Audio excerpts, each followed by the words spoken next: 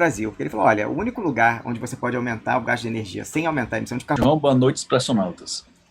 Professor, como é que está aí? Você está em Minas Gerais, né, em Belo Horizonte. Como é que está a situação? Você tem informação? Você também está já se aproximando dessa situação? Não, Belo Horizonte está mais... A cidade de Belo Horizonte, o problema de tudo é o seguinte, como não há testes,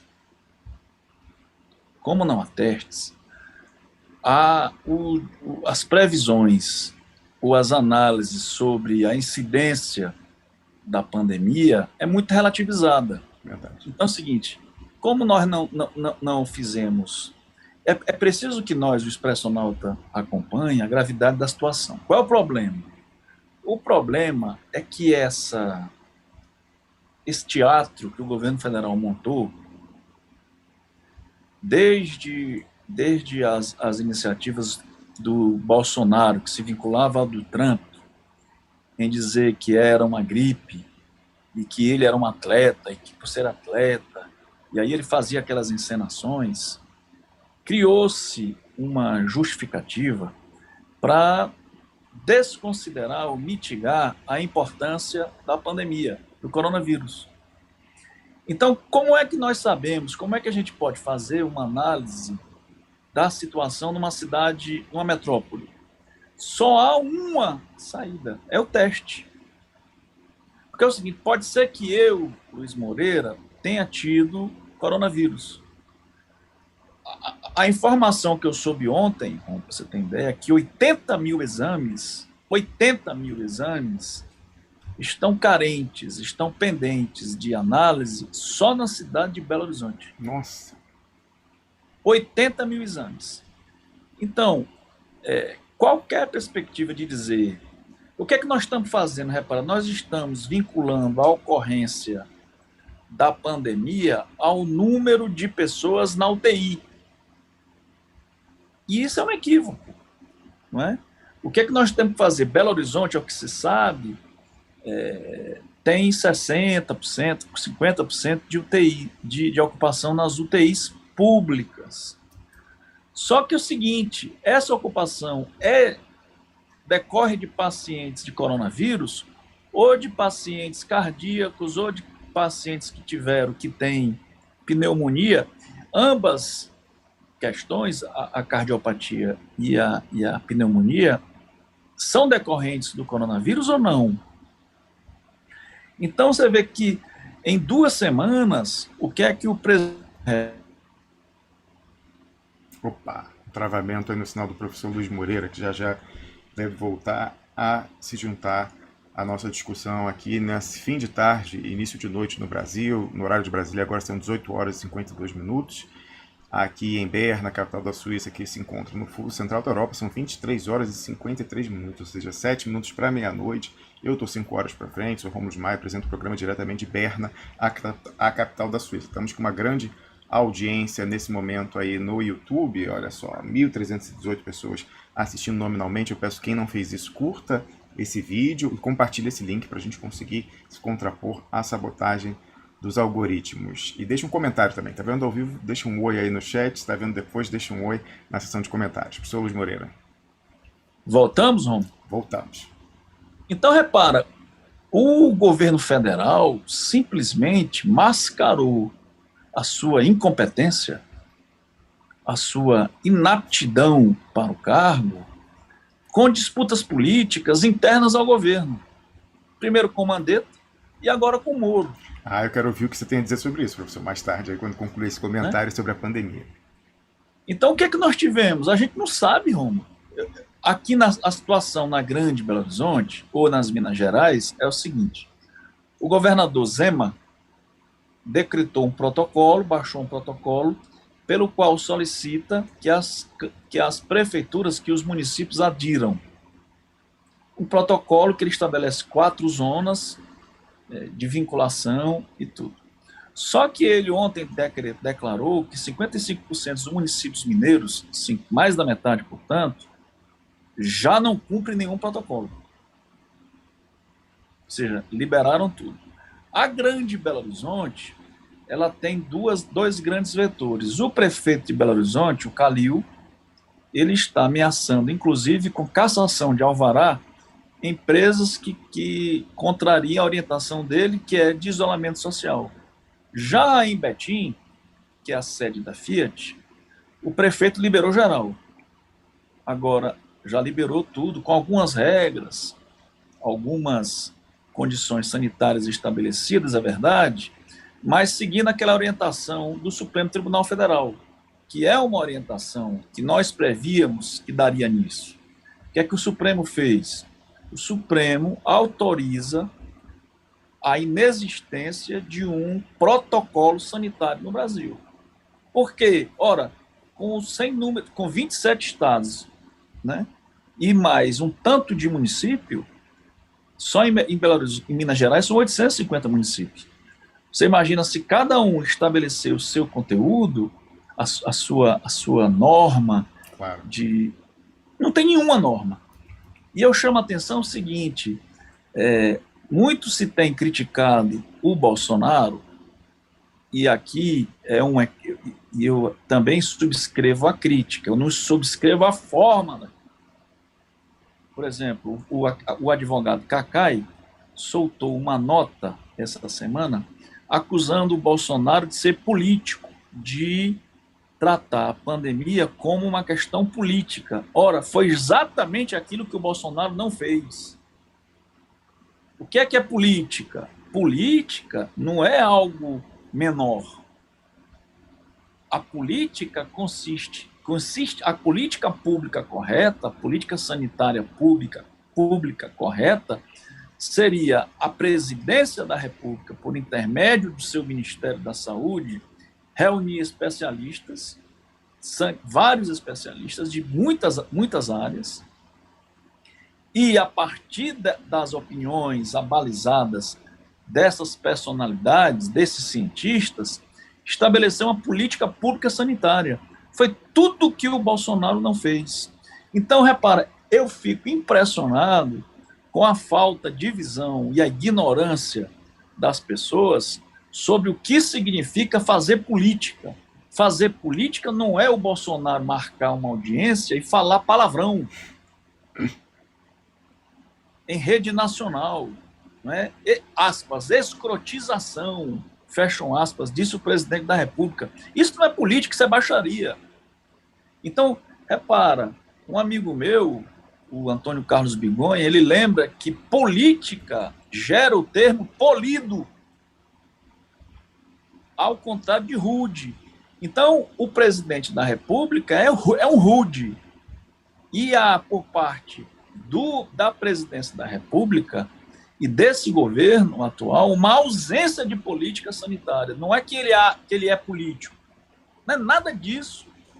E os progressistas, por ignorância, ainda colaboram para a devastação da política entre nós, para a criminalização da política entre nós. É para o seguinte, astronauta, como é que você vai tomar uma decisão?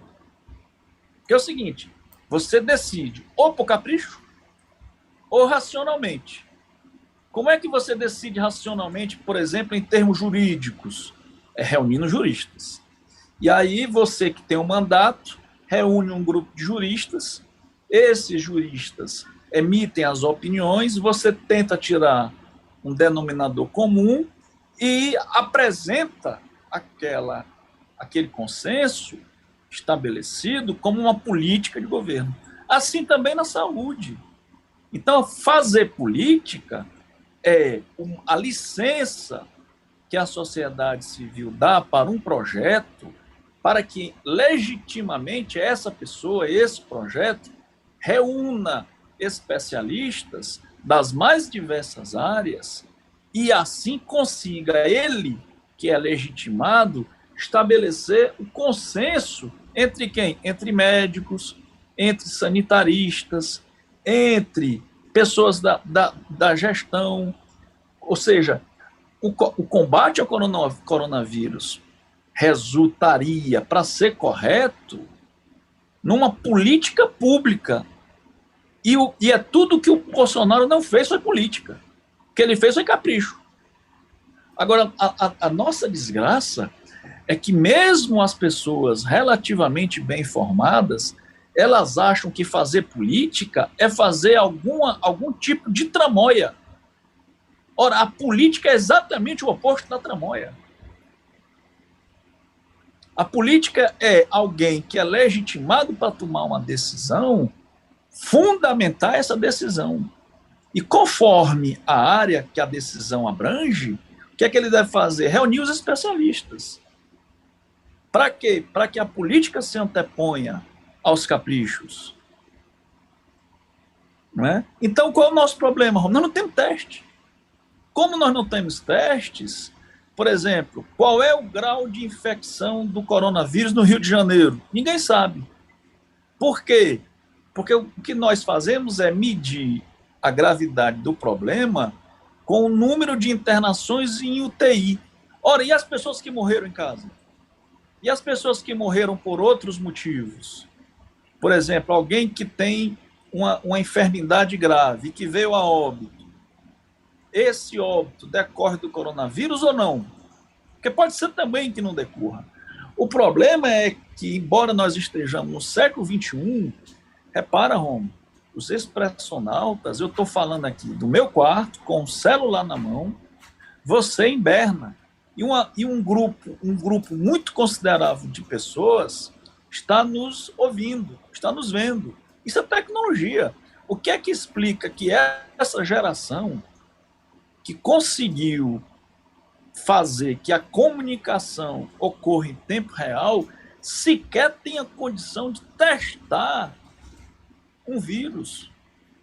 E a partir desse teste é que nós podemos tomar as medidas ideais. Então, Belo Horizonte, como é que está? Não se sabe. A estimativa é que, como cada um vive numa bolha, você olha para os seus amigos mais próximos, lembrando o seguinte, pode ser que um amigo próximo seu não diga que está com coronavírus com medo de alguma represália, de bullying. Eu mesmo tenho uma cunhada que embora médica, ela teve coronavírus, ela manteve o conhecimento. Somente as pessoas do grupo de trabalho dela souberam que ela teve coronavírus, porque ela não quis dizer. Então, nós temos isso. Qual é o alcance do coronavírus? Nós não sabemos. E outra coisa, Ron, qual é o problema? Repara, a Espanha começou já a desfazer programadamente a contenção, o isolamento social. Tem 40 dias que a Espanha praticamente decretou o lockdown. Qual é o problema brasileiro? É que como nós, a partir desse governo de incompetentes, nós já temos 40 dias também e nós não sabemos nada. Nós vamos sair em maio? Não, talvez. Por quê? Porque há essa disputa entre o desconhecido, decorrente da inaptidão, da inação do governo, né? Porque nós não sabemos qual é o tamanho do problema, para que nós programemos o retorno às atividades. Porque é o seguinte, se dissessem, olha, o Brasil tem, digamos, 10 milhões de contaminados, que seria mais ou menos 5% da sua população, não é? Nós poderíamos fazer, então, uma análise da curva. Nós não temos análise de curva. Tudo é chute, Romo. E um país da importância geopolítica do Brasil. E aí o que nós estamos? Tem 2 semanas, 10 dias que nós estamos discutindo Mandetta e Moro. Ou se o Bolsonaro cometeu crime, que tipo de crime? Se é crime de responsabilidade ou crime penal, ou ambos. Essa é a desgraça. E, por favor, parem. Nós não podemos continuar pautados por esse governo, que nos pauta permanentemente. Verdade. Agora, a nossa discussão, via Intercept, é se as fake news são fruto da família Bolsonaro. Ora, mas se há uma coisa que todos nós sabemos no Brasil, é disso. Não é possível que essas questões sejam requentadas para tirar de nós, vamos lá, a atenção que é o enfrentamento da pandemia. A nossa atenção é o enfrentamento da pandemia e suas consequências sanitárias e econômicas. Essa é a nossa questão. Ou há outro assunto na Europa? De forma Vê se nenhuma. na Europa as pessoas na Suíça estão preocupadas em quem o primeiro-ministro dorme, quem o procurador-geral vai processar. O problema é pandemia. E o que nós vamos fazer depois, cabe a nós, cidadãos, definirmos. O que não pode é nós simplesmente, nós da esquerda temos, nós os progressistas, temos essa capacidade, que eu fico chocado, de produzirmos a partir da nossa autoilusão de genialidade, né, de atribuirmos ao presidente, o presidente, presta atenção, gente, aquele depoimento que o Bolsonaro deu ontem, com o Guedes de meia, aquilo ali é mero teatro, em que ele traz para a arena um filho, um garoto de 20 anos, que se converte em Dom Juan. Isso interessa a quem? Certo? Ou seja, aí o cara fala palavrão, ou seja, o cara faz um teatro. Um teatro. Para quê? Para tirar de nós, brasileiros, a atenção e a exigência por uma política pública, sanitária, e as consequências financeiras disso, econômicas disso. Por exemplo, o trabalhador brasileiro vai ser assistido? Vai. Em qual medida? O microempresário, o pequeno empresário serão assistidos? Porque repara, quando nós falamos em microempresário, em pequeno empresário, nós não estamos falando de burgueses, não. Nós não estamos falando em alta elite econômica, não. Nós estamos falando em alguém que, trabalhador, perdeu o emprego e, com as economias, inclusive o FGTS, abriu um negócio para não ficar desempregado. Então, o que é que nós temos que fazer? Nós temos que ter um olhar. Por quê? Porque na medida em que os progressistas, a esquerda, renunciamos a dialogar com o pequeno e microempresário, nós estamos nos negando a dialogar com a classe média que perdeu a oportunidade de ter um emprego formal. É disso que se trata. Então, nós temos que ter, primeiro, juízo. Segundo, responsabilidade. Sabe? E embarcar menos nas loucuras bolsonarianas. Você tem ideia, Romulo? Ontem, os depoimentos do Sérgio Moro, eles alcançaram recordes de audiência na TV brasileira. E se você olhar, se você fizer uma pesquisa básica pelo Facebook e Instagram, praticamente só houve isso ontem e hoje. Discutir, sexta, sábado e domingo, discutir a saída do Moro. E qual é o destino do Moro? Se ele será presidente da República ou não? Ora, isso não nos importa hoje. Isso não nos importa. É um controle total de pauta, né, professor? É incrível. É incrível. E as pessoas repercutem. O Moro é um bandido. O Moro é isso. O Moro é aquilo. Deixem o Moro com sua insignificância. E outra coisa, se a gente quiser acertar, você vê, o Moro ontem, na sexta-feira, melhor dizendo, quando ele revela as conversas com o presidente da República, ele deveria ser preso. Como é que alguém dialogando por WhatsApp com o presidente da República coloca esse diálogo no Jornal Nacional? Isso é quebra de qualquer protocolo de segurança do mundo. Primeiro que já é uma piada o presidente da República conversar por WhatsApp.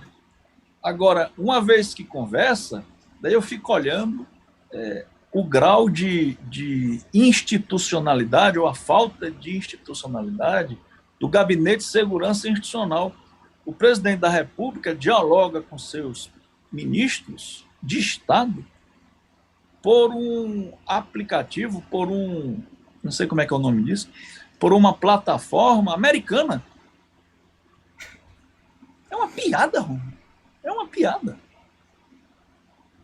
Sabe? É uma piada. Então, nós temos muitas questões para tratar. E acho que o momento é muito grave porque nós estamos nos habituando a pensar pela cabeça do Bolsonaro. Qual é a razão? Vocês acham, meu povo, que o Bolsonaro não sabe desses dados? Eu sei. Ou vocês não sabem que a situação nos estados da Amazônia, do Pará, de Minas Gerais, no Ceará, sobretudo em Fortaleza, no Recife, em Salvador, no Rio, em São Paulo, tende a se agravar fortemente. Então, repara, ele sabe que ele menosprezou a doença. Ele sabe também que nenhum governo resiste a, como você disse, Romo, as imagens de cadáveres. E esses cadáveres se multiplicando. E a questão econômica, o fiasco econômico do governo. O momento atual é de fiasco. Então, o que é que ele faz? Ele vai dizer, falhei? Falhei na economia? Falhei na saúde? Não, ele cria uma agenda. E essa agenda é absolutamente replicada por nós. Isso é lamentável. Isso é lamentável. Concordo totalmente com a sua avaliação, professor. E nesse contexto, por exemplo, a gente viu diversas vozes na oposição parlamentar verbalizarem que seria o momento de fazer um impeachment. Aliás, a gente já viu isso na boca do Fernando Henrique Cardoso, a gente viu isso na boca do Zé Eduardo Cardoso, Fernando Henrique Cardoso, Zé Eduardo Cardoso. A gente viu o próprio Lula falar disso e a gente viu o PDT do Ciro Gomes apresentar um novo pedido, né, se acrescentar aos diversos que já havia aí, ao Rodrigo Maia na semana passada. Você acha que a saída é o impeachment, professor? Veja, Romulo, a minha opinião, eu tive até a oportunidade de mencioná-la ao Ciro. Quando o PDT apresentou o pedido de impeachment e ontem reapresentou, a partir das denúncias do Sérgio Moro, eu acho uma tragédia. Por que eu acho uma tragédia? O bolsonarismo permanecerá no Brasil. Certo? Permanecerá com ou sem Bolsonaro. Qual é a minha opinião? A minha opinião é a seguinte. Hoje, e aí nós conversamos isso no último programa que nós fizemos, salvo engano, na quarta-feira, não foi? Quarta ou quinta? Quarta-feira. Quarta-feira. O que é que o bolsonarismo fez? O bolsonarismo criou 3 candidaturas. Ou 3 personalidades que cresceram como nenhum outro das esquerdas durante o coronavírus, que foram João Dória, Mandetta e Sérgio Moro. O que é que o Sérgio Moro faz? O Sérgio Moro desembarca. Repara, quanto ao Sérgio Moro, se você, expressionauta, buscar as últimas 2 entrevistas do Sérgio Moro, uma no Roda Viva e uma anterior, ele nega peremptoriamente, entrevistas ao vivo, Sérgio Moro, nega peremptoriamente qualquer intervenção do presidente da República na Polícia Federal. Certo? Salvo engano, a entrevista que ele deu, a última entrevista foi em março, agora.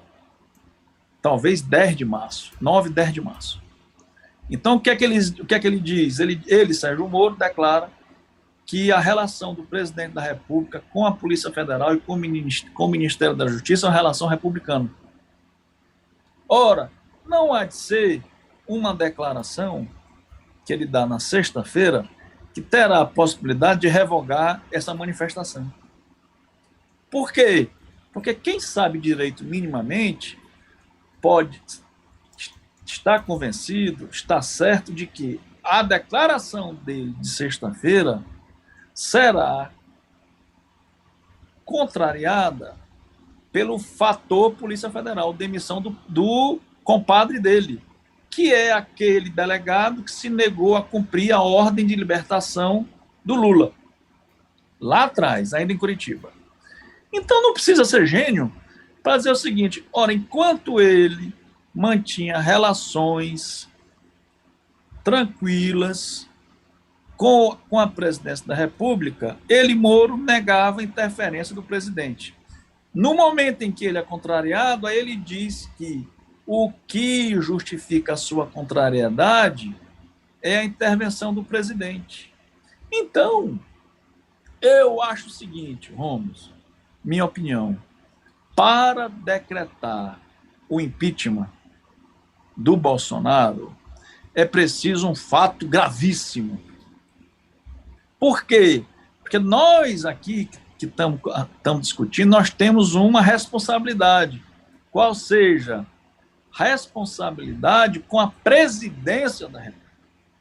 Porque se nós tivemos um golpe há bem pouco tempo da presidenta Dilma, não é? Há quem diga que 20% dos eleitores estão desgostosos e há um descrédito desses 20% dos eleitores por conta do impeachment. Quantos por cento agora ficariam também em descrédito com as instituições republicanas com o impeachment do Bolsonaro? 10? 15? Outros 20? Seriam 40. Ora, qual é a sociedade, Romo, em que 30% a 40% dos cidadãos não acreditam, mais do que não acreditam, têm mágoas das instituições que dão sustentar com a sua vida em sociedade? E esse é o primeiro fator. Qual é o segundo fator? Só se nós tivermos um projeto de colônia é que nós podemos acreditar que a instituição presidência da República, no presidencialismo, não é importante. Porque é isso que está caminhando. O que é que está se encaminhando? Repara, a Dilma foi deposta, o Lula foi preso, o Bolsonaro foi deposto e depois foi preso. Esse é o desenho hoje. Ora, qual é a república, qual é o país no mundo que teve uma tragédia institucional desse calibre?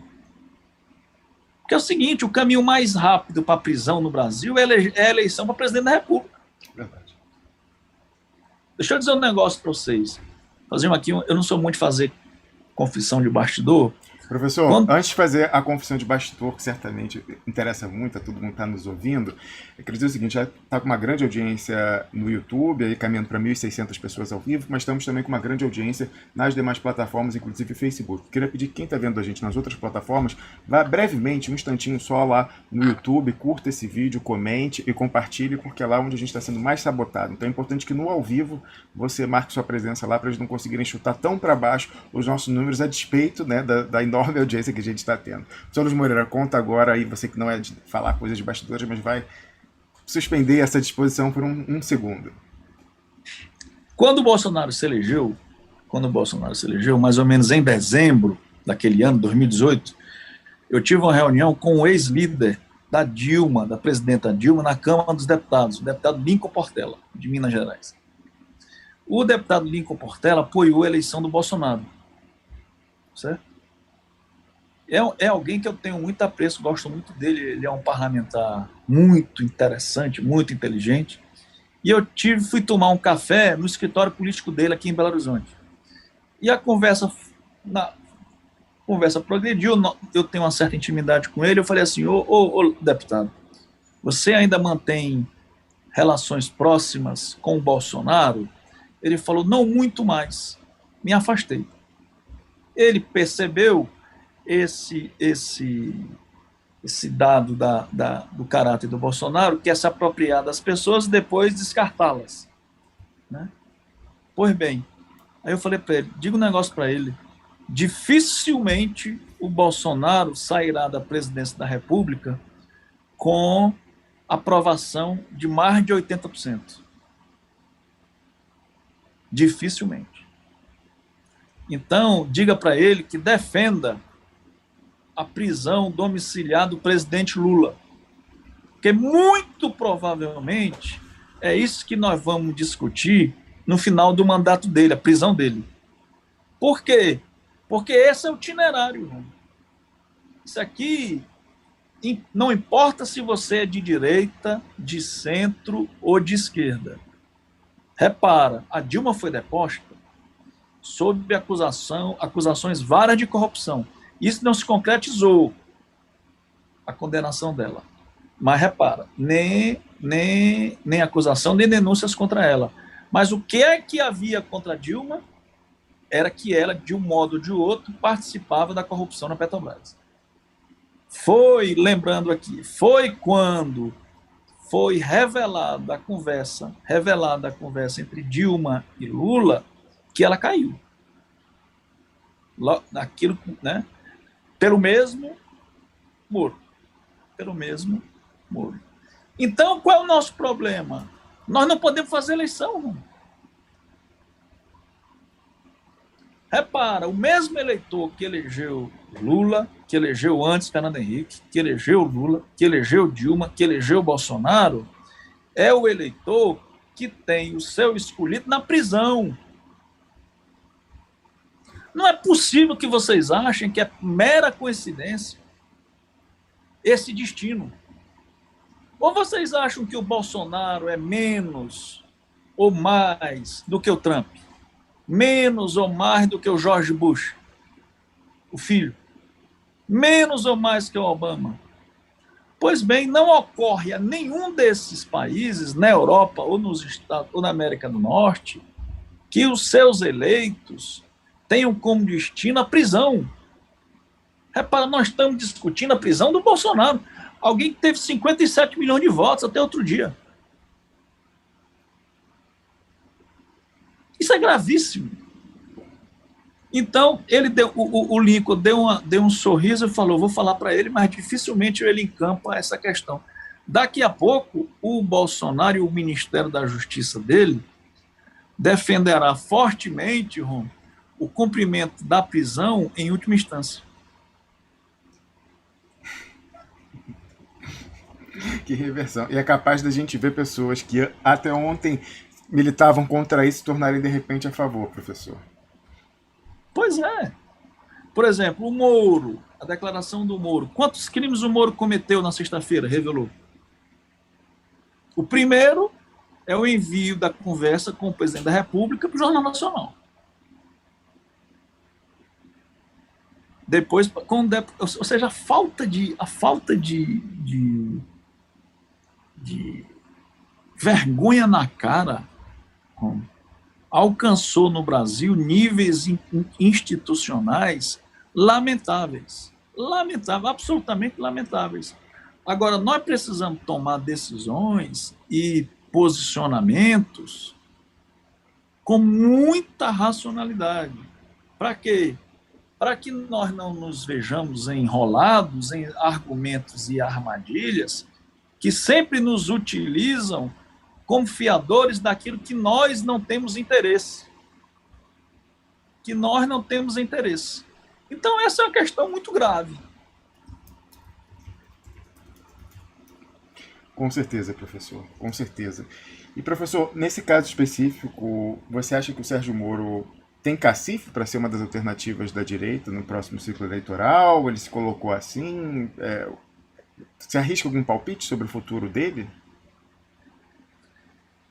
Olha, o que é que eu vislumbro hoje? Eu vislumbro o seguinte: a direita, essa bolsonarista, tem 3 candidatos. 3 candidaturas. Para falar o mínimo, né, Romo? O mínimo.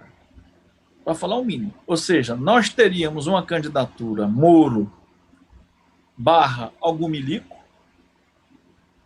não necessariamente do Exército, pode ser um coronel da PM, por exemplo, um coronel PM, esse de São Paulo, do PSL, por exemplo. Repara que a Polícia Militar é a maior força armada do Brasil. Verdade. Polícia Militar. Não é? Então, o que é que ele diria? Eu não confio nas Forças Armadas, ou as Forças Armadas tiveram um desempenho ineficiente ou muito abaixo do que nós esperávamos no governo Bolsonaro, e eu vou reforçar o combate à corrupção, o combate à insegurança, com o vice-coronel PM. uma candidatura fortíssima. A segunda candidatura fortíssima, replicando a aliança das últimas eleições, PSDB-DEM. João Dória, Mandetta. Exatamente. Certo? João Dória, Mandetta. E qual é a terceira candidatura? Uma intrínseca ao Bolsonaro. Intrínseca ao Bolsonaro. Ele ou um dos filhos. Nós não podemos esquecer que o senador, filho dele, foi eleito com um absurdo de voto no Rio de Janeiro e o outro um absurdo de voto em São Paulo. Com um nome qualquer. Com um nome qualquer de vice. Então, a nossa situação é, venha cá, você que está nos ouvindo, qual é o seu candidato? As esquerdas não têm candidatura comum. Qual foi o nome que emerge dessa crise das esquerdas que obteve apelo popular? O Ciro é o nome anterior. Ciro não vale. O Haddad também não vale. Qual é o nome da esquerda? Professor, da última vez que você fez esse questionamento aqui, na quarta-feira, uma pessoa deixou um comentário no YouTube falando que faltou você dar a sua opinião sobre o Flávio Dino, governador do Maranhão, do PCdoB. O Flávio Dino é figura do PCdoB local. Ele não tem dimensão nacional. Ele não tem dimensão nacional.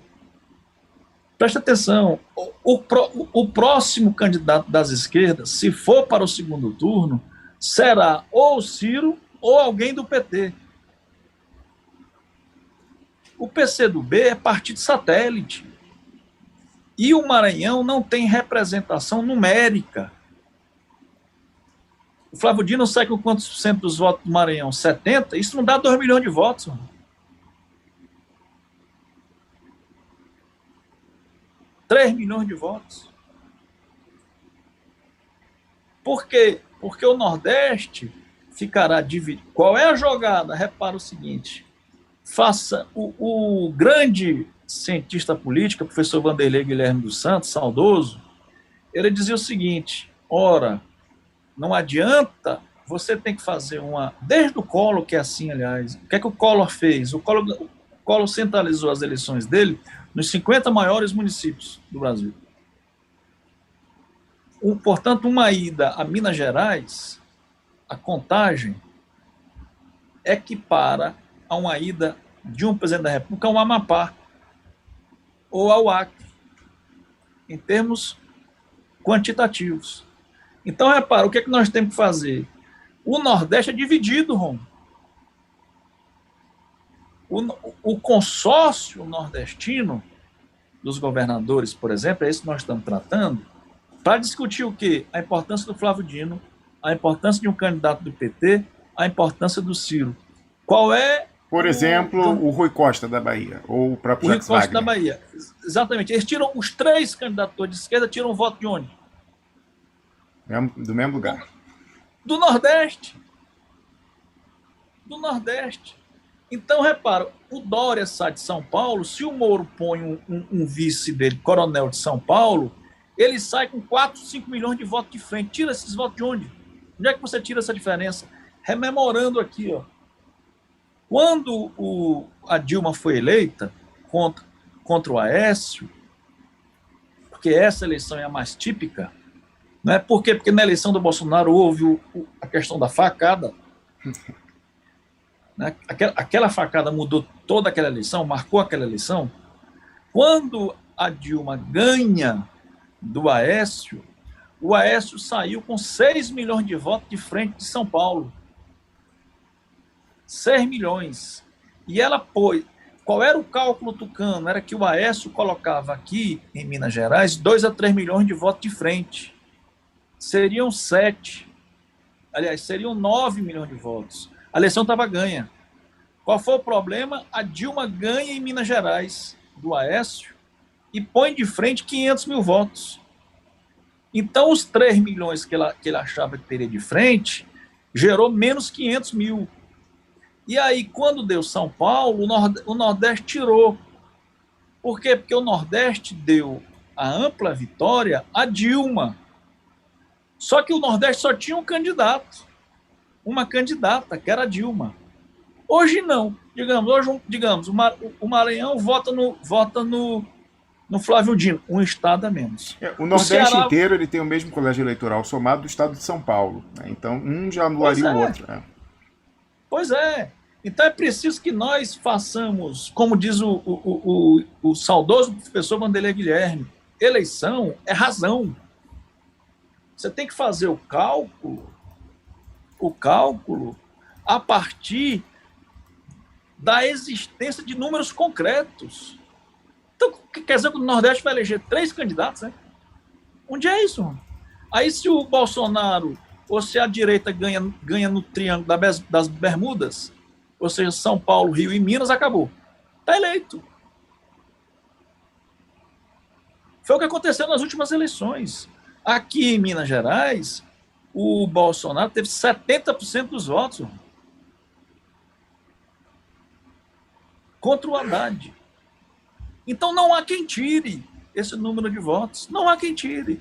Então nossa situação é muito grave. E a direita faz disso a sua... Enquanto isso, nós ficamos brincando se quem é o Mandetta, quem é o nosso amor da vez, né? Porque repara, o Haddad elogiou o Mandetta fortemente. Qual é a opinião hoje do Haddad sobre o Moro? Mudou? Porque a opinião dele, Haddad, nas últimas eleições, era de um homem que tinha prestado um grande serviço à República. O Haddad continua achando que o Moro é uma das grandes personalidades da República Federativa do Brasil? E aí vocês querem que eu apoie o Haddad? O professor, o Sérgio Moro, ele retribuiu o elogio naquela coletiva dele falando, né, elogiando o governo do PT que não teria influenciado na Polícia Federal. E aí o que é incrível, a gente viu vários desses blogs satélites do PT colocando isso como uma coisa boa. Olha aí como nós éramos republicanos, até a Dilma dizia que ia sobrar pedra sobre pedra e tal. É uma tragédia, não, professor? Olha, só pleiteia a autonomia da polícia quem advoga por um Estado policial. Aliás, é preciso que nós rememoremos a demissão de superintendente da Polícia Federal devia ser um fato corriqueiro.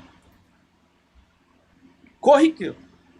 Porque tivéssemos nós vinculado a atuação de servidor público ao cumprimento de metas, as superintendências, os superintendentes da Polícia Federal, os diretores gerais da Polícia Federal, seriam todos trocados de tempos em tempos.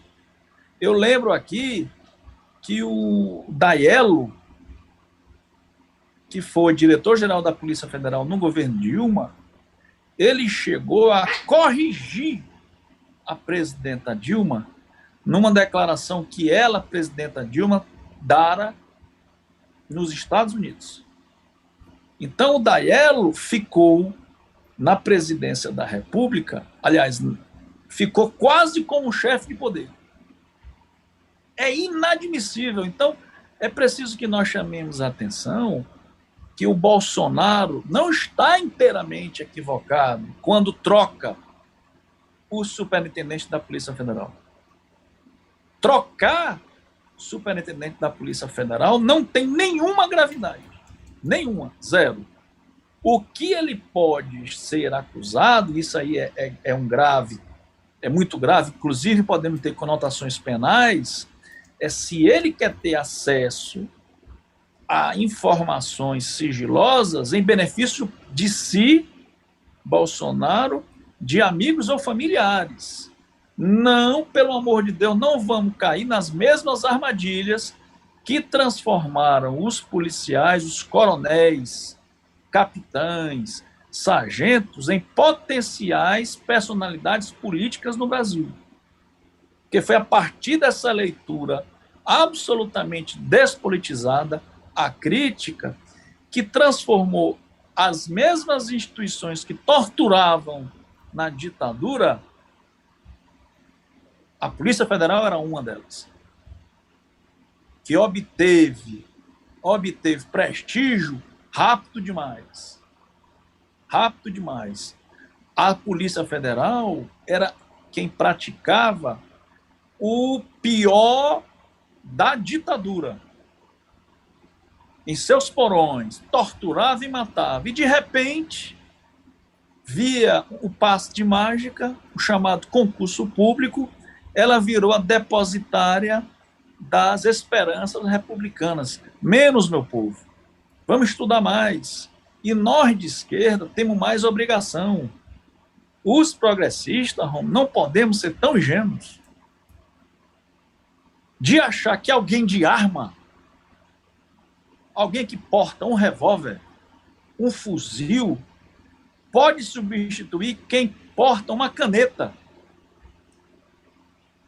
Em qualquer lugar do mundo, a força que tem arma é submetida, subordinada ao poder da caneta.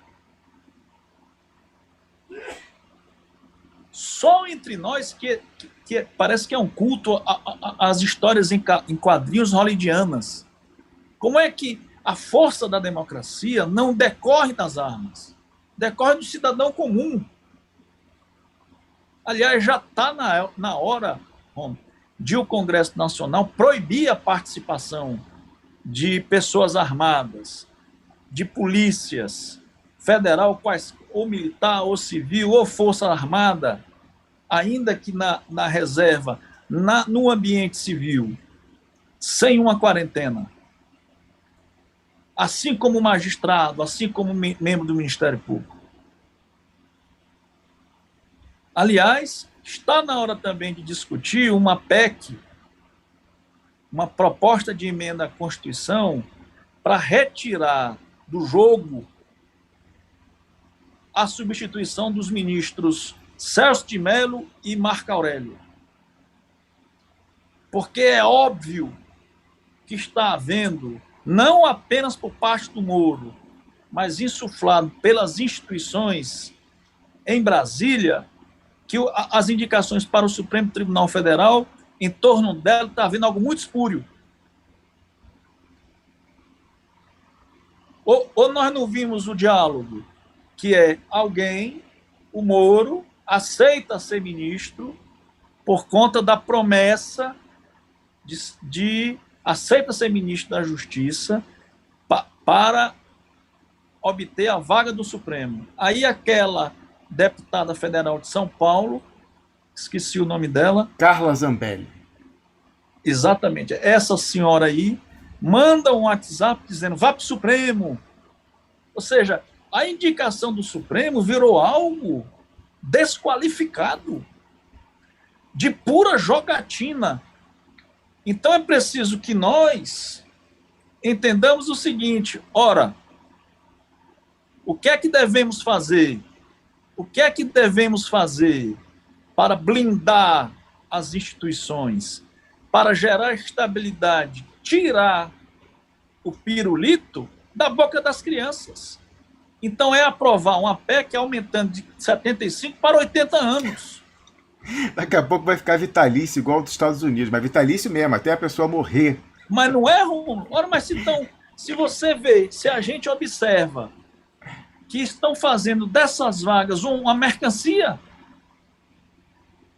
eu digo assim, Rômulo, me põe no duplo expresso.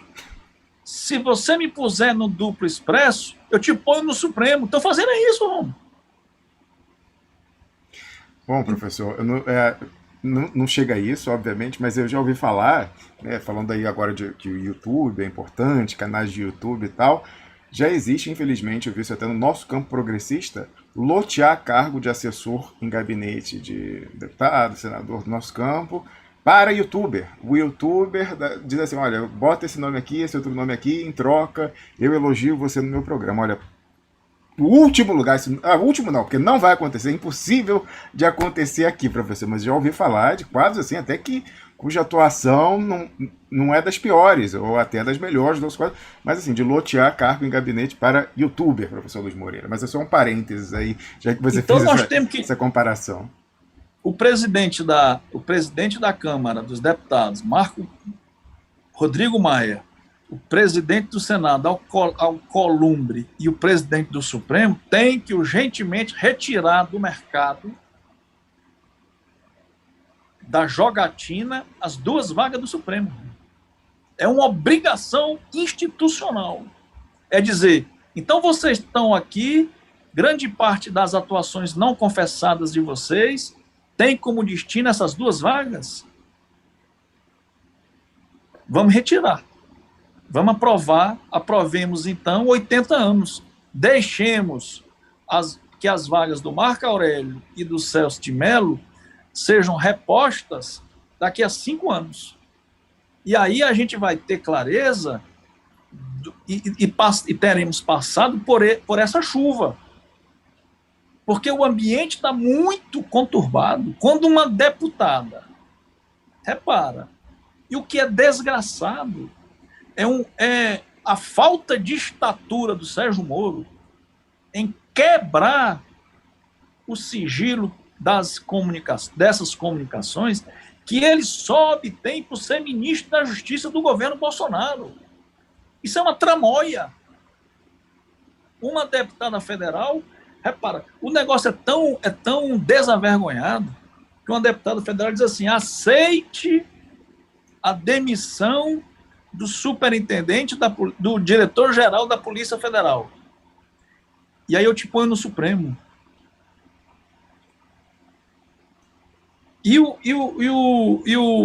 Ou seja, essa vaga do Celso de Mello vale quanto nesse mercado? Porque desde a eleição presidencial isso é tido como moeda de troca. Então nós temos que tirá-las, as 2. O Celso e o Marco Aurélio. Tirar as 2 vagas. Mas aí a gente também não abre um precedente para que o mesmo seja feito se a gente um dia retomar o poder, professor? Pois é, mas o que a gente não pode aceitar, Rômulo, é o seguinte: a gente não pode aceitar mais que as coisas aconteçam nas nossas barbas e que a gente fique com o bigode sujo, continuando a cheirá-lo, fingindo que não há contaminação. É evidente que as 2 vagas do Supremo Tribunal Federal estão sendo postas em leilão. Quem dá mais, quem oferecer mais, as levará. Ou seja, nós estamos num ambiente tão decaído, lamentavelmente, tão decaído, que o pudor se perdeu. Agora, como é que você, ministro da Justiça, admite que tratem consigo a sua indicação para o Supremo Tribunal Federal? Não é tipo de coisa que se peça. Olha, eu quero ir para o Supremo. Preste atenção. Alguém que pede isso, ou que aceita que isso seja posto como condição, não pode ir ao Supremo. E convenhamos, o Supremo Tribunal Federal tem errado demais. Por conta dessa falta, e eu hoje conversava com a minha mulher sobre algumas decisões do Supremo e o que esse sindicalismo que o PT equivocadamente estabeleceu na indicação de cargos jurídicos, numa espécie de populismo judicial, o quão mal isso fez para o Brasil. Repare, é o Supremo Tribunal Federal mais fraco da história, que não consegue enxergar a consequência de suas decisões. Essa decisão da fragmentação no protocolo do coronavírus significou, na prática, o coroamento, a institucionalização do que eles não queriam. O que é que eles queriam? Qual era o propósito dos ministros supremos? Era tirar do Bolsonaro a quebra, a possibilidade de interferir no isolamento social. O que é que eles fazem? Eles dizem assim, bem, como o Bolsonaro é favorável ao isolamento vertical, nós vamos tirar dele e vamos colocar para os governadores e prefeitos para que eles preservem o isolamento social. Ora, a consequência foi justamente a contrária à pretendida. E os caras não conseguem fazer um jogo lógico de antecipação de cenários. E aí nós ficamos nisso. E tem vários outros exemplos de um Supremo que perdeu o direito como fundamento para suas decisões e estabeleceu na tomada delas a vontade. A institucionalidade no Supremo Tribunal Federal foi, lamentavelmente, trocada pelo arbítrio, que se iniciara, Rômulo, com essa história da TV Justiça, em que os ministros do Supremo se converteram em personalidades. E aí depois, se você... Então, votar na TV da Justiça, você tem que votar muito tempo para você ocupar os espaços de discussão política no Brasil. E aí convencer o eleitorado, convencer a opinião pública. Se despedir no Supremo Tribunal Federal da sua atuação técnica, inclusive contra-majoritária. Por quê? Porque a atuação do Supremo deixou de ser pautada no cumprimento do direito e no da Constituição. É popstar.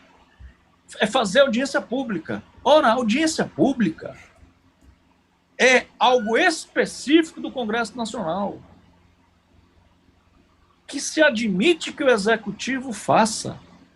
Agora, por que é que o Supremo Tribunal Federal, os tribunais fazem audiência pública? Para quê? Para colher as opiniões? Quem colhe opinião é o representante político. Então, daí você tira o grande problema que nós temos hoje, e é por isso que eu estou aqui propondo, aqui em primeira mão no Duplo Expresso, que algum parlamentar, que o presidente da Câmara dos Deputados, que o presidente do Senado e que o presidente do Supremo Tribunal Federal façam uma aliança e retirem da mercancia, do balcão de negócios, as vagas do ministro Celso e do ministro Marco Aurélio, aumentando a aposentadoria de 75 para 80 anos.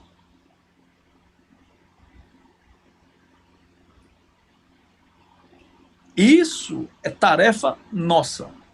Você pergunta, você faz isso de bom grado, Luiz Moreira? Não, não faço. Mas nós precisamos responder aos desafios que se nos apresentam. Por quê? Porque nós não podemos assistir que a sociedade brasileira seja engabelada por pessoas e por instituições que não têm comprometimento com o bem público. É claro que essas indicações para o Supremo não têm o interesse público como propósito. Porque é o seguinte, quem quer ir para o Supremo, gente? Uma tragédia. Você tem que trabalhar de segunda a sexta, não tem final de semana, você não pode ir a um restaurante. Então aquilo dali é tarefa. Não é para ser disputado. Como esses caras querem disputar. Quais são as obrigações? É muito melhor você ser uma figura desconhecida do que ocupar aquela bancada. E aí as pessoas vão correndo atrás dela sem nenhum pudor.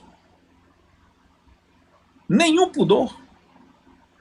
E eu tenho até... eu considero, por exemplo, o ministro Marco Aurélio um ícone no Supremo. Por quê? Porque tem coragem de decidir contra a maioria, inclusive dos pares dele. Certo? Você pode até gostar ou não gostar da decisão. Agora é alguém que tem envergadura para o cargo. E nós não podemos permitir que essas vagas, tanto do Celso quanto do Marco Aurélio, sejam tão rebaixadas. A um joguinho, a um negócio, a um balcão de negócio. É verdade. É um Qual panorama você sombrio, acha que é? Você estava perguntando, deixa eu te dar uma pauta aqui. O Moro. Qual é a minha opinião sobre o Moro? Não é? Veja bem, quando o Moro, Dom Rômulo, começa a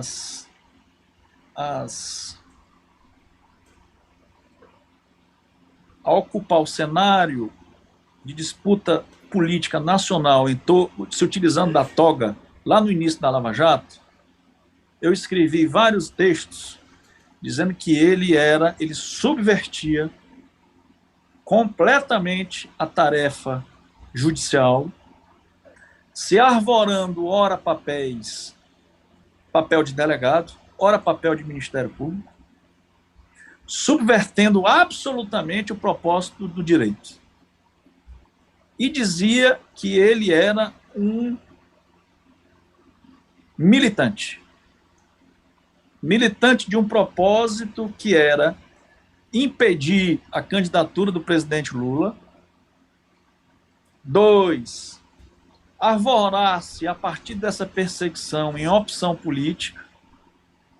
Eu nunca comunguei da tese de que ele era um quadro dos Estados Unidos, somente.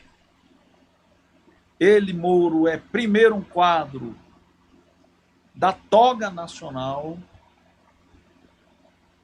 que foi de bom grado aos Estados Unidos, com dinheiro da União, articulado pelo ministro do STJ, que compunha o Inovare, que compunha o outro programa, como é, Romulo? É o Inovare... O ENCLA, a Estratégia Nacional de Combate à Corrupção e Lavagem de Dinheiro. Exatamente, numa parceria entre Rede Globo, Ministério da Justiça do PT e tribunais superiores.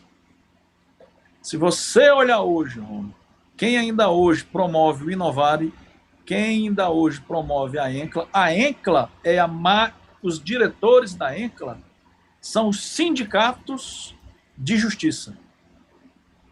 Isso foi desenvolvido por nós, não foi desenvolvido pelos gringos. Os gringos estavam quietinhos. Se você olhar o MP do Rio de Janeiro, o MP do Rio Grande do Sul, para dar esses dois exemplos, vários cursos foram promovidos pela Associação do Ministério Público do Rio Grande do Sul, pela Associação do Ministério do Rio de Janeiro, em parceria com as respectivas procuradorias gerais, para que membros do Ministério Público do Rio de Janeiro, membros do Ministério Público do Rio Grande do Sul, fossem a Washington obter treinamento do FBI. Obter treinamento do FBI. Quem bateu a porta fomos nós, com o respaldo e, muitas vezes, dinheiro do Ministério da Justiça. O professor, o ministro do STJ, ao qual você fizer referência, eu acredito que fosse o Gilson Dipp.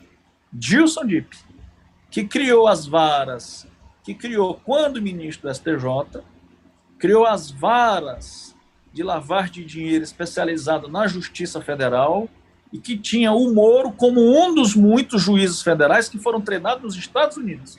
E, incrivelmente, foi quem, em janeiro de 2018, logo depois que é confirmada a sentença do ex-presidente Lula em segunda instância lá em Porto Alegre, publicou um artigo na Folha de São Paulo garantindo que o Lula seria candidato, porque uma coisa é justiça comum, criminal, outra coisa é justiça eleitoral, e o pessoal do PT acreditou, professor, eles acreditavam até que ele fosse um proto-membro do partido, quase, quando aquilo dali era uma pegadinha.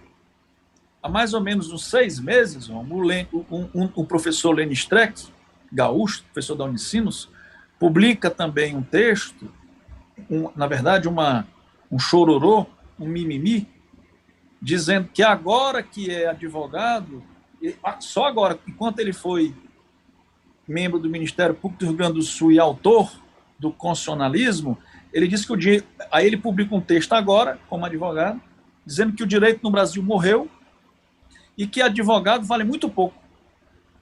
Ou seja, essas pessoas criaram esse ambiente, Lênin Streck, Gilson Dipp, os ministérios da Justiça do PT, desde o Márcio Tomás Barros, Eu gostava do Márcio Tomás Bastos. Tinha com ele uma relação de afeto. Apresentado que fui pela minha colega do CNMP, doutora Cláudia Chagas, que foi secretária nacional de Justiça do primeiro governo Lula. O Márcio Tomás Bastos deveria ter sido ministro do Interior. Jamais ministro da Justiça. Porque desse assunto ele não entendia nada. Esse assunto ele entendia era de estabelecer relações e construir uma pauta governamental positiva. Isso ele era craque. Agora, dessa engenharia constitucional, nem ele, nem quase nenhum de seus secretários entendeu nada. O que é que eles produziram? Eles produziram, sob a legitimidade do presidente Lula, o mais nefasto sistema jurídico do Brasil, que nem na ditadura nós tivemos. Repara, o cumprimento de pena na ditadura, mesmo para os perseguidos políticos, torturados, era rigoroso. Não tinha invenção. Havia uma racionalidade. Hoje não há racionalidade nenhuma, há só vontade. O juiz... Essa é a desgraça do Brasil. Repara, esse modelo brasileiro é tão sem nexo que o Brasil importa dois mecanismos de controle de constitucionalidade, o alemão e o americano, pelo qual o americano, qualquer juiz afasta a lei, declarando-a inconstitucional, e o tribunal, qualquer tribunal também, pelo controle alemão, pelo controle de constitucionalidade concentrado, também declara inconstitucional a lei. Então, repara, não é por acaso que já há um pedido de cancelamento da demissão judicial do diretor da Polícia Federal. E o ministro Alexandre de Moraes já dá uma decisão impedindo o afastamento de delegados pelo governo, como se delegados fossem inamovíveis. Pelo amor de Deus, isso não existe. Os delegados não têm a garantia de inamovibilidade. Essa é uma garantia do poder desarmado. E delegado não precisa de proteção de ministro do Supremo. Que era delegado da Polícia Federal, fazia Dilma de alvo. Agora precisa de proteção de ministro supremo.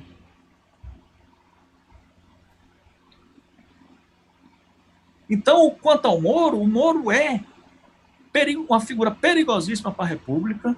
Ele mantém, com esse discurso dele, dando um que não sabe o que é, não sabe cônjuge, a diferença entre cônjuge e cônjuge, não sabe falouveram, né, não sabe conjugar verbo, não sabe essas coisas, mas ele, primeiro, não se submete à pressão popular. Segundo, ele tem uma pré-agenda, uma agenda que é dele, em que ele não se afasta dela, ele não a adapta, certo? E ele é, sim, potencial candidato à presidência da República. Ele só pensa nisso. Aliás, eu já desconfiava que ele sabia que não seria indicado ministro supremo, mas ele utiliza do cargo de ministro da Justiça para se livrar da toga, que já não o remunerava condizentemente, né, com os propósitos que ele tem, que ele tinha, de se transformar em figura reconhecida nacionalmente. Eu acredito que o Moro vai aos Estados Unidos agora. Vai arrumar uma universidade, vai ficar lá um ano e pouco, para dizer que se ilustrou, que aprendeu a conjugar o verbo haveram, o verbo haver, que não há mais, né, houveram fatos, mas houve, e conjugar cônjuge. Né, vai saber dizer, soletrar o cônjuge. Aliás, e o Moro? É cônjuge, não tem masculino nem feminino, é o cônjuge. Não é conja nem cônjuge, não. Mas isso ele sabe. O que ele faz é o mesmo recurso que o Lula fez, que o Bolsonaro fez e ele quer fazer, que é de dizer que, como o povo, não sabe português. É isso que ele quer. Ele quer, repara, as mesmas críticas que fazem o Bolsonaro, da ignorância do Bolsonaro, do desconhecimento, de não ser alguém letrado, essas que também eram dirigidas ao Lula. Verdade. Ou seja, é pintar alguém de popular. É verdade. Né? Aí ele erra português, ele é alguém que só veste uma roupa, despretensioso, só veste de preto, despretensioso, né? Não liga propriamente para a sua imagem. Né? É mais ou menos naquela foto do Lula na Bahia carregando aquela cerveja. Não é possível que alguém acredite que aquela fotografia é obra do acaso. Ou seja, faz tempo que a política perdeu essa ingenuidade. Nós é que não podemos deixar de fazer da política uma análise crítica. Claro. Por exemplo, por que você, Romo, pede insistentemente, eu peço ao expressionauta que vá lá no Instagram, no Facebook, no YouTube, registre a presença?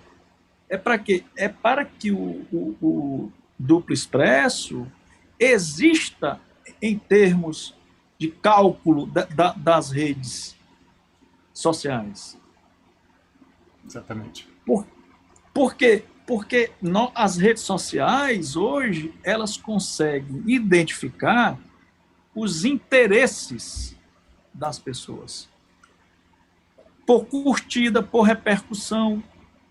Quando você lê matérias, que tipo de matéria você lê, ele vai fazendo um cálculo matemático pelo qual vai se estabelecendo a sua orientação política, o seu gosto musical, que produto você quer.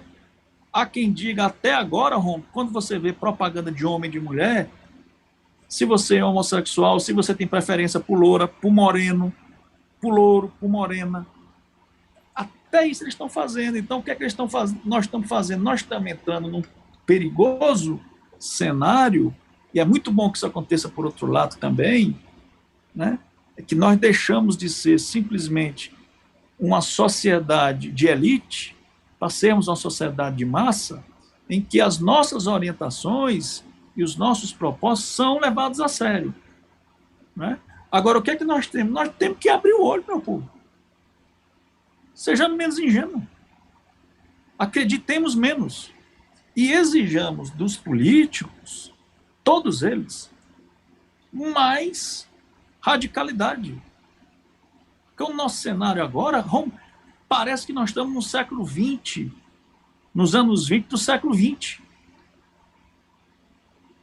É um cenário absolutamente fragmentado, absolutamente incerto, em que as pessoas são mais assoladas por dúvidas do que por certezas. Quais são as certezas que nós temos? Quase nenhuma. Então, é muito propício esse ambiente para que a incerteza seja substituída por mitos, por religiões, ou por factoides.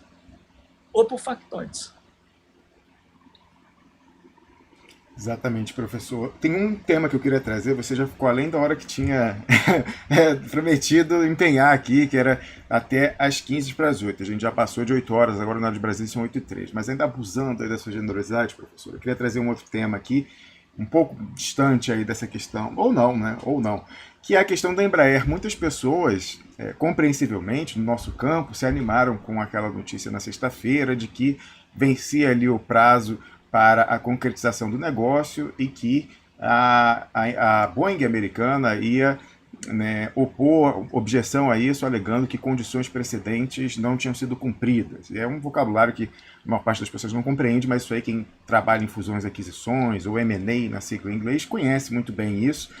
E aí colocando isso, porque alegou um descumprimento, isso não mais ocorrerá. Eu fiquei muito cético, professor, porque a gente sabe que da condição dramática da Boeing, né, a Boeing está falida, né, está sendo resgatada pelo Estado americano, que tem ampla condição de fazer isso. E o pessoal ficou animado, eu, pelo contrário, via naquilo uma plantação, eu achando que aquilo ali, em alguma medida, é para que a Boeing regateie o preço daquilo que é feito. E uma observação, algo que foi lembrado pelo Piero Leiner, nosso comentarista que comenta às terças-feiras, foi que boa parte das ações que iam passar da Embraer, do controle da Embraer para a Boeing, tinham o mesmo acionista, que é o BlackRock, aquele fundo multibilionário, se não trilionário, né, de gestão de ativos. Ele tem ações na Boeing, ele tem ações na Embraer, e na verdade é passar diretamente de uma para outra. Então, que era praticamente ali uma reestruturação contábil, né, sem que o detentor das ações, lá no último, no topo, mudasse efetivamente. Então, aquilo ali me parece, e depois as matérias que saíram no dia seguinte parecem confirmar,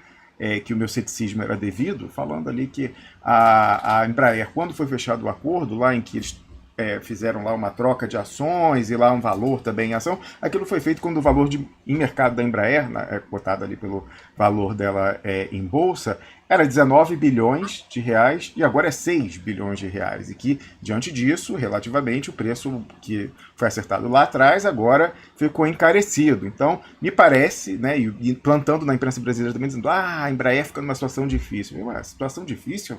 Eles estão com a carteira encomenda aí do KC-390, que foi financiado integralmente pelo Estado brasileiro, seu desenvolvimento, bilionária. A Boeing pode abrir mão disso? Eu já tinha colocado isso na sexta-feira, essa dúvida, professor. E aí no sábado, a matéria do Estadão falou, não, mas a história do KC fica mantida e tal. Então tudo me parece aí que é uma plantação, talvez um telecat, né, com Boeing, acusa as respectivas direções e tal, mas que na verdade isso visa a que o preço pago pela massa falida, virtual massa falida da Boeing, seja ainda mais baixo.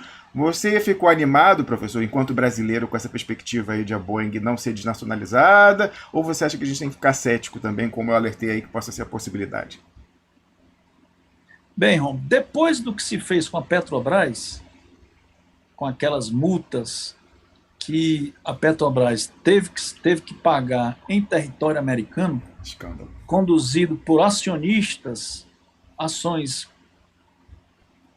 judiciais promovidas por acionistas norte-americanos nos Estados Unidos, para que os Estados Unidos aprovem, a justiça americana aprove uma indenização bilionária e que esse valor seja comprado por esse fundo e haja simplesmente uma troca contábil, como você bem reiterou, que você bem mencionou, eu acho muito provável. Eu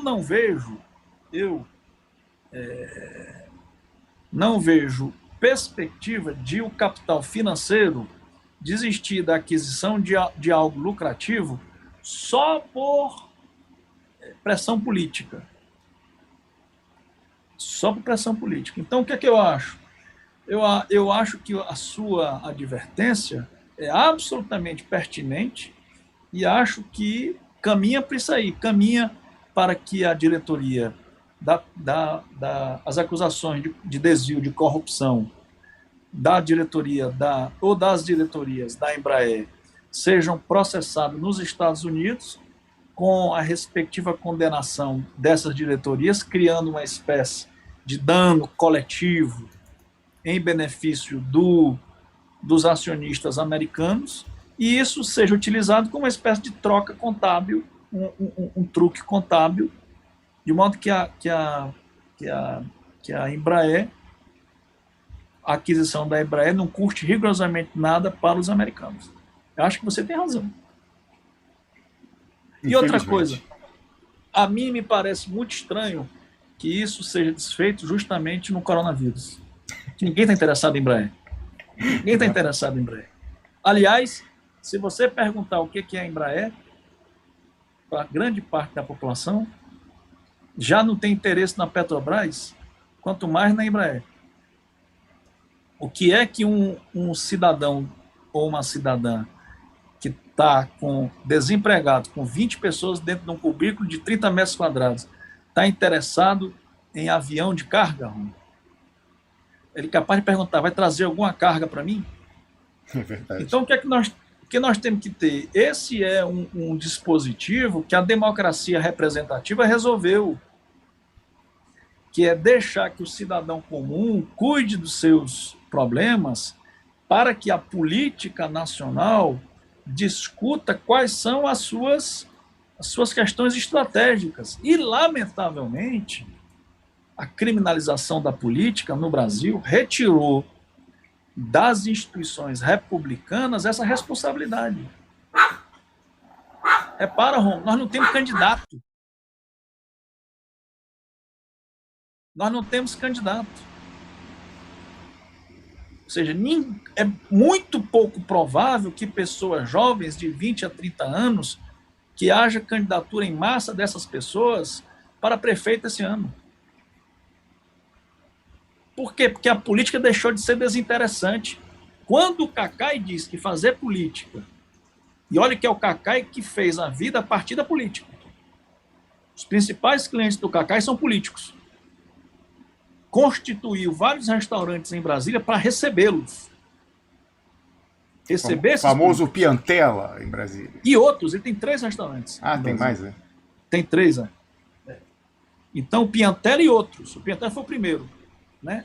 Há o Piantes, né? Há outro.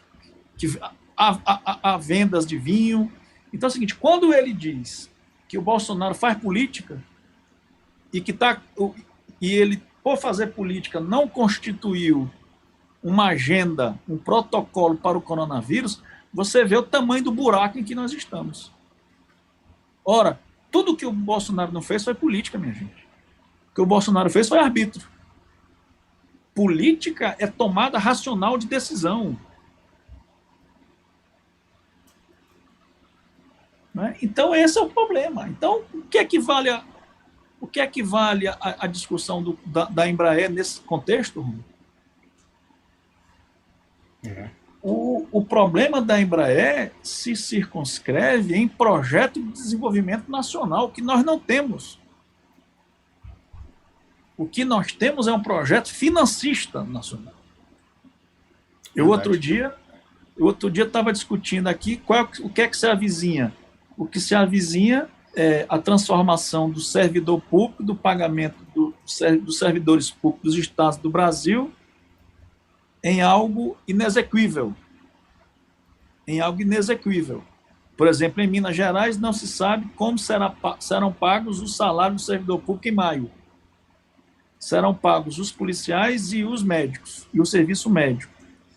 Claro, e os poderes, né? Tribunal de Contas, Judiciário e Ministério Público. Tá certo. Qual é a lógica?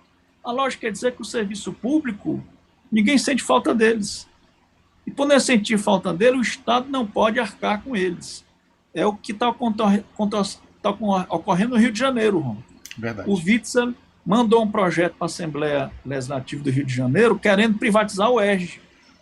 Usando também a cortina do coronavírus. Todo mundo preocupado com a pandemia. Mas ninguém discute o financiamento do Estado. Por exemplo, a dívida pública está sendo remunerada? Cadê a nossa Fatorelli? Os estados estão deixando de remunerar as respectivas dívidas públicas ou não? Ou o serviço da dívida está mantido? Ora, se está mantido o serviço da dívida, há dinheiro no Estado, nos estados. Né? Então, o que nós precisamos discutir é isso, é a financiarização do Estado, a captura do Estado brasileiro, dos municípios, dos estados e da União, por esse discurso financista, e um projeto de desenvolvimento nacional.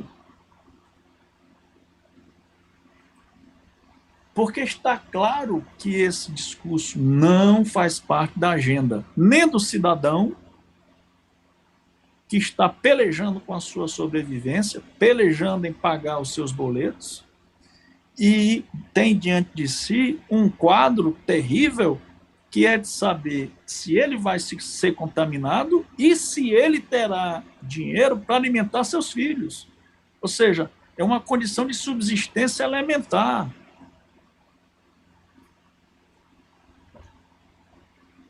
E a gente fica discutindo o discurso do Moro, o discurso do Bolsonaro.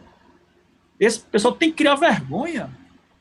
Porque se o Moro tivesse algum compromisso público, ele não teria aberto essa crise. Tampouco o Bolsonaro. Essa crise no Ministério da Justiça e na Polícia Federal é irrelevante. Por quê? Porque o direito não tem a dizer nada nessa crise, irmão. Manda dar um liminar aí, prender o vírus. Ou então, os médicos do Brasil, 50 mil médicos estarão no Rio de Janeiro, estarão de plantão. Isso não existe. O direito é uma artificialidade. É parte do problema, não é solução. Então, o que é que nós temos que ter? Nós temos que ter em perspectiva um processo de responsabilização no cenário político em que nós sejamos capazes de discutir os fundamentos da República, que estão completamente subvertidos. Isso aí é algo para o que você vem alertando, professor, já há bastante tempo. Nós, né, Romo? Por exemplo, quando eu vi a tua matéria, quando eu li a tua matéria da Embraer, eu falei, está aqui o Romulo aqui, desvendando o lucro da Boeing, né? Que eles estão querendo é lucro. Acharam que pagaram demais, né? Vão querer pagar pouquinho. Vamos fazer só um artifício contábil e vamos levar de graça a Embraer. Porque tudo nosso não é de graça. As pessoas que adotaram o estilo americano, indo a Miami, se refestelando lá em Orlando, certamente quererão que a Embraer seja americana, né?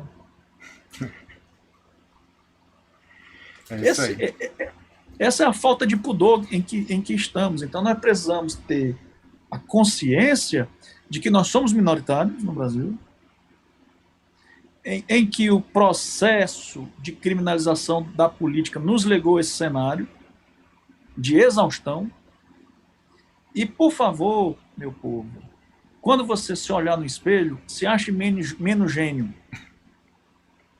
E nos ponha no lugar que nós somos hoje, que é de minorias. Nós somos quantitativamente minoritários. E o governo Bolsonaro, e o Dória, e o Moro, e o Mandetta, têm feito o que querem de nós. Não é possível, Romo, que um cenário em que há 400 mortes diárias, 1.000 mortes, com a subnotificação que nós temos, né? Porque a regra no Brasil é a subnotificação contra o coronavírus, né? Condizente com a política do Bolsonaro. Que 400 mortes sejam menos importantes do que a briga de comadre do Moro com o Bolsonaro. Foi o recorde até então do número de mortes, mesmo com a subnotificação, mesmo dia dessa confusão aí administrada. Não, e aí você olha, por outro lado, o Moro é que é o grande assunto. Acreditável. O Moro é o grande assunto nosso. Poder de pauta deles. Aí a presidenta Dilma, vai lá e diz assim, falta só lhe pedir desculpas ao Lula. Deixem de ser inocentes. O Lula foi preso pelo Moro. O Lula vai ser julgado agora pelo TRF e pelo STJ. Qual foi a parte da história que nós não compreendemos?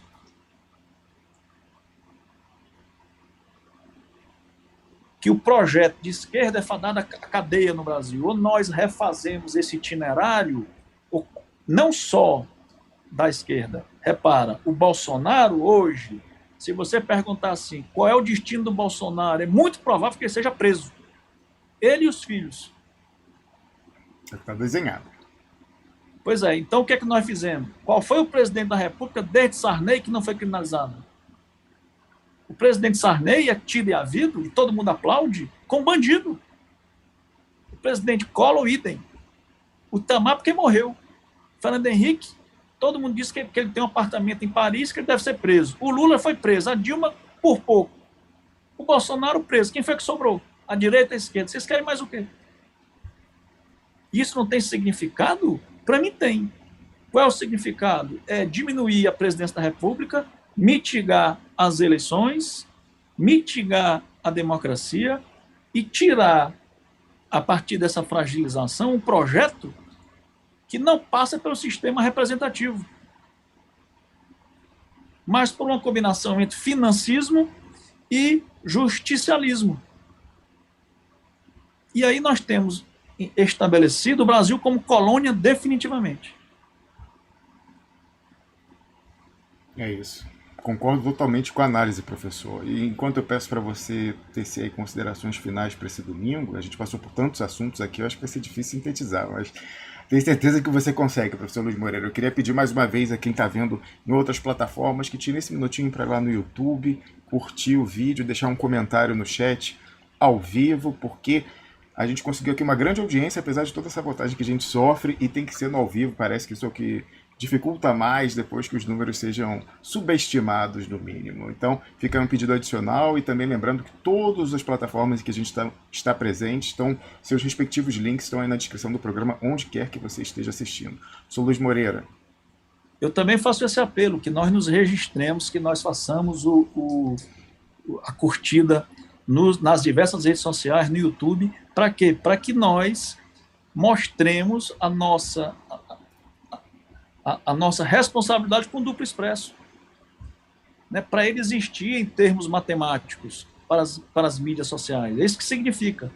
O que é que nós temos? Nós temos que retomar a centralidade, nós temos que exigir dos partidos de esquerda, todos eles, responsabilidade com o coronavírus, responsabilidade com os destinos do Brasil, que nós paremos de ataques recíprocos, seja do Ciro em relação ao PT, seja o PT em relação ao Ciro. É hora de nós nos reunirmos em torno de um projeto, porque senão nós teremos em 2022 um segundo turno entre o bolsonarismo. E lá não adianta acusação. É tarefa nossa, é responsabilidade de cidadão exigir do Ciro, exigir do Lula, exigir do PT, exigir do PSB, exigir do PSD, do PCdoB, do PSB, uma pauta comum. Uma pauta comum. Para além de quadros, para além de pessoas, um projeto.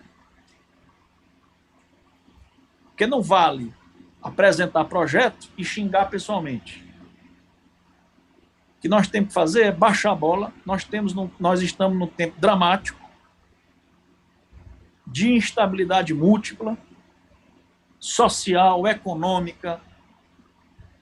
Essa questão do coronavírus traz também a questão da tecnologia como uma agenda importante para nós, importantíssima para nós. E nós precisamos nos rearticular politicamente. As eleições passaram, desçamos do palanque e tenhamos a capacidade de construir um futuro comum. Então, você que é Cirominion, você que é Lulominion, tire o Minion e adote uma perspectiva de racionalidade e exija do seu candidato, do seu político, compromisso em torno de projeto. Porque esse negócio de xingamento dá audiência, mas não dá mandato. Não dá mandato. Perfeito.